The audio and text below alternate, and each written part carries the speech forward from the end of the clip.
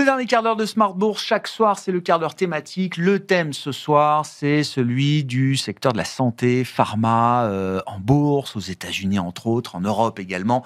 Et nous en parlons avec Olivier Droyère, qui est gérant action chez Montpensier Arbevel. Bonsoir Olivier. Bonsoir Grégoire. Secteur que vous connaissez particulièrement bien. Alors, j'allais dire, au cours des dernières années, qui n'a peut-être pas délivré la performance qu'on aurait espéré ou qu'on pouvait attendre globalement, mais il y a quand même des choses qui changent. Et un des points importants qui a marqué l'attention ces dernières semaines, c'est ce deal. On parle beaucoup de deals en ce moment. Trump est en Asie, signe des deals. Nvidia signe des deals tous les jours. Mais Pfizer a signé aussi un deal il y a quelques semaines d'importance avec l'administration américaine qui visiblement a été regardée par tout le secteur, toute l'industrie, les investisseurs également, et qui a soulagé ce secteur, Olivier.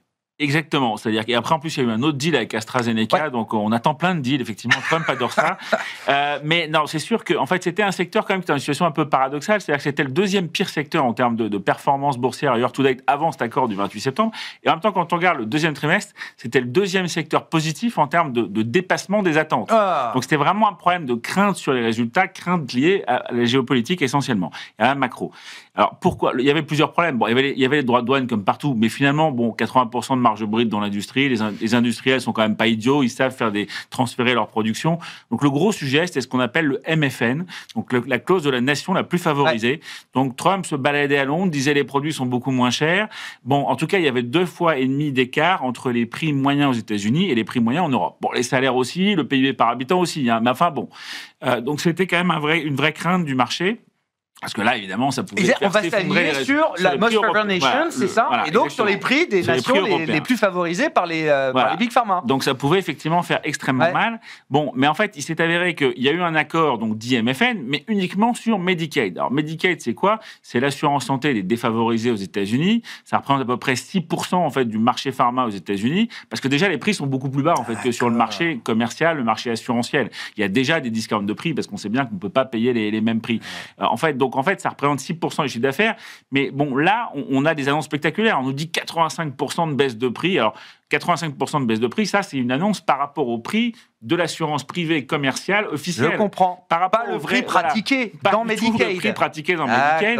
Où en fait, l'impact estimé, c'est de l'ordre de 1,5% à peu près du chiffre d'affaires, des résultats, pardon. Ça devient une fraction d'une fraction. Voilà, donc c'est vraiment un truc qui est quand même tout petit et qui, donc, par rapport aux craintes qui avaient été en partie intégrées, personne ne s'attendait à ce que ce soit une catastrophe totale nucléaire, mais quand même, c'est quand même très, très léger. Évidemment, avec Trump, alors tout ça est distribué par une plateforme qui va s'appeler Trump RX. Donc c'est Trump, monsieur, cher américain malade qui n'a pas les moyens, c'est Trump qui vous fait un cadeau, qui vous fait des prescriptions moins chères. Mais bon, il y a beaucoup de cinéma quoi au final, c'est-à-dire qu'il n'y a quand même pas beaucoup d'impact sur les résultats des entreprises.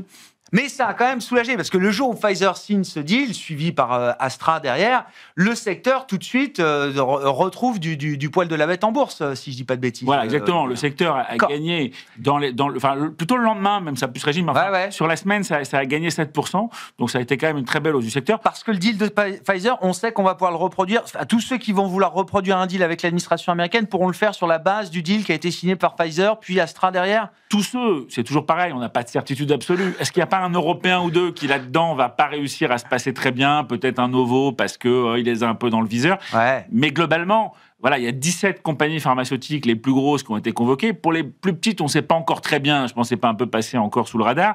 Mais en fait, Pfizer, c'était déjà le leader de l'association professionnelle. Donc, il menait un peu la négo pour tout le monde. Donc, le marché s'est dit, bon, il peut toujours y avoir un ou deux acteurs qui n'arrivent pas comme les autres, mais globalement, c'est quand même un peu ce qui va se passer pour tout le monde. Bon, alors, il y a ce sujet est en passe d'être réglé. La question purement des tarifs douaniers n'est pas un vrai sujet pour cette industrie qui produit déjà très localement, en tout cas pour le plus gros marché du monde, pas tout, mais tout le monde a ses usines aux États-Unis. Il y en a qui n'ont pas forcément exactement le chiffre d'affaires aux États-Unis, donc ils sont engagés également dans les accords avec Trump.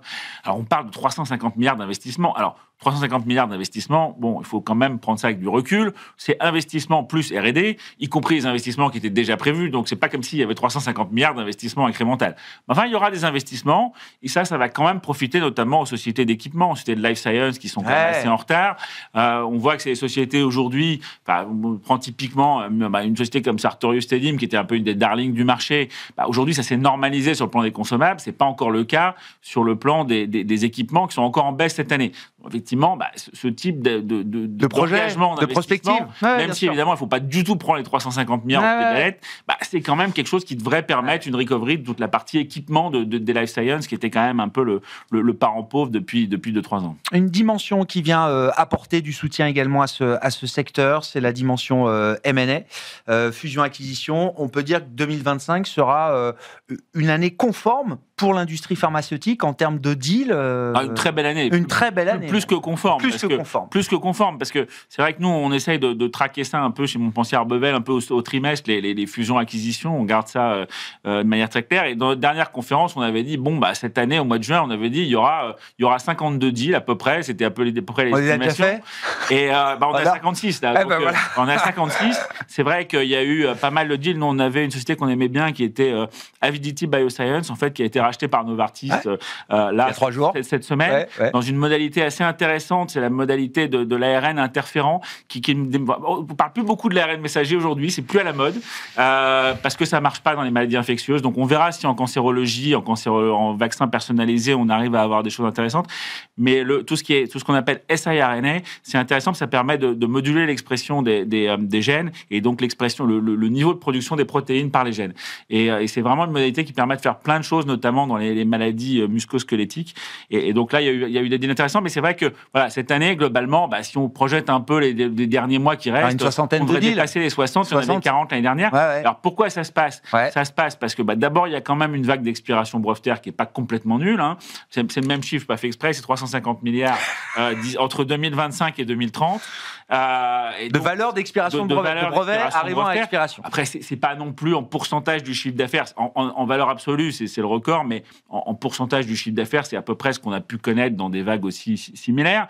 Mais c'est vrai qu'avec en même temps des cours des biotech qui avaient beaucoup baissé. Maintenant, le XBI est repassé positif. Je crois qu'on est autour de plus 15 maintenant. L'indice sectoriel des biotech américains. Voilà, exactement. Mais c'est vrai qu'à un moment, il était négatif et qu'entre 2021 et un peu le point bas de cette année, en fait, les valorisations des biotech avaient divisé par 2. Donc, on avait des pharma qui avaient beaucoup de cash, capacité en gros à racheter l'ensemble des biotech cotées à peu près. Et en même temps, on avait des valorisations qui avaient baissé et des pharma qui avaient besoin de faire. Donc, des deals un peu gagnants pour tout le monde. La Chine devient un terrain de sourcing indispensable en termes de nouvelles molécules pour les pharma mondiales et occidentales aujourd'hui. Oui, c'est un phénomène structurant. C'est vrai qu'aujourd'hui, on estime qu'un peu plus de 30% en fait, des nouvelles études cliniques qui sont lancées aux États-Unis sont faites sur la base d'actifs qui sont développés en Chine.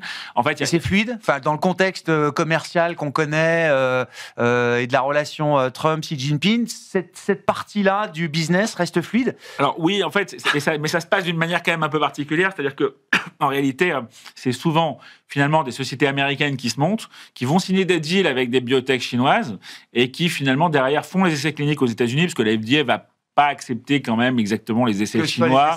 Parce que les essais chinois, d'abord, il y a quand même... Déjà, avec l'Europe, ils ne sont pas toujours simples, mais en plus, là, il y a quand même des variabilités génétiques dans la population qui, parfois, font que ce n'est pas exactement les mêmes chiffres. Pas toujours, mais ça peut arriver. Donc, il y a pas mal de deals qui se font comme ça.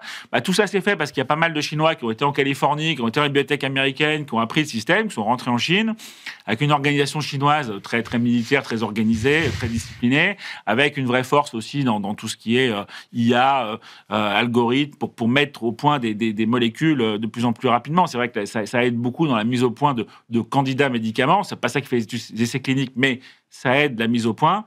Et donc, ils ont une capacité à générer énormément de nouvelles idées, de nouveaux concepts.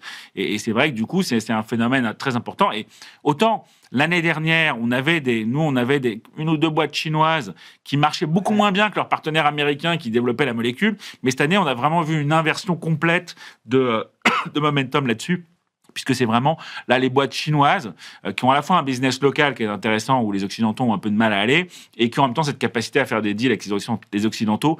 Et donc là, il y a eu quand même des très beaux parcours cette année sur les côtés Hong Kong. Est-ce que vous parliez de vitesse effectivement pour passer de la plateforme de la molécule au médicament est-ce que le marché applique déjà dans une certaine mesure une prime IA à certaines big pharma, puisqu'on nous dit que c'est un des secteurs qui va être un des réceptacles peut-être les plus spectaculaires de l'IA, des nouvelles technologies d'IA et de leurs conséquences, notamment sur la capacité à aller vite dans la génération d'un médicament. Alors oui, et après il n'y a pas de prime sur un labo parce que personne n'est capable d'identifier. Il y a eu quand même un deal énorme annoncé entre Nvidia et Lilly quand même hier. Ah, je l'ai pas vu celui-là. On n'a pas tous les détails, mais enfin ils ont vraiment envie d'intervenir partout. Je pense que c'est peut-être une des raisons aussi du record d'Nvidia aussi aujourd'hui parce qu'ils sont effectivement partout. Tentaculaire. Donc, on ne peut pas vraiment identifier un labo qui est spécialement en avance. On sait que ça fait gagner du temps dans le développement et l'origination de nouvelles molécules. On sait que ça fait gagner du temps dans le réglementaire, parce que dans tout le réglementaire, on est capable de... Enfin, les rapports réglementaires, c'est 300 pages.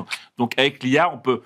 Non, mais Stéphane Bancel, le PDG de Moderna, français bien connu, il dit souvent qu'effectivement, en un quart d'heure, il peut avoir le truc. Alors, après, il faut le relire. Hein, c'est quand même très technique. Mais enfin, on gagne un temps. Donc, sur ces étapes de début et de fin, on gagne beaucoup de temps. Entre les deux, l'essai clinique reste quand même incompressible. Là, sur les aspects...